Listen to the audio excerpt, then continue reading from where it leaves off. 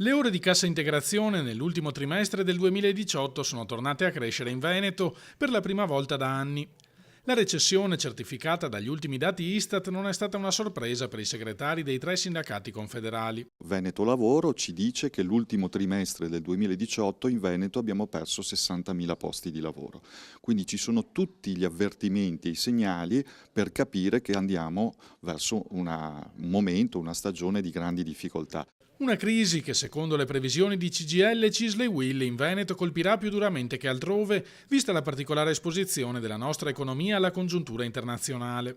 Noi siamo preoccupati per quello che ci aspetta nei prossimi mesi, perché il rallentamento internazionale peserà sull'export e noi siamo una regione manifatturiera, quindi rischiamo che anche il rallentamento tedesco vada a influire sulla nostra capacità delle nostre imprese di esportare. L'economia veneta, sostengono i sindacati, non potrà essere risollevata da provvedimenti come il reddito di cittadinanza o quota 100.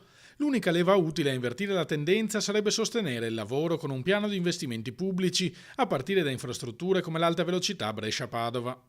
Mancano gli investimenti per far sì che ci sia una ripresa nel nostro Paese.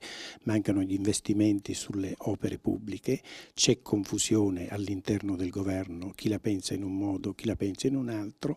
Lo scontro che sta avvenendo poi a livello europeo non aiuterà senz'altro il nostro Paese. Richieste che i sindacati porteranno a Roma nella manifestazione nazionale del 9 febbraio.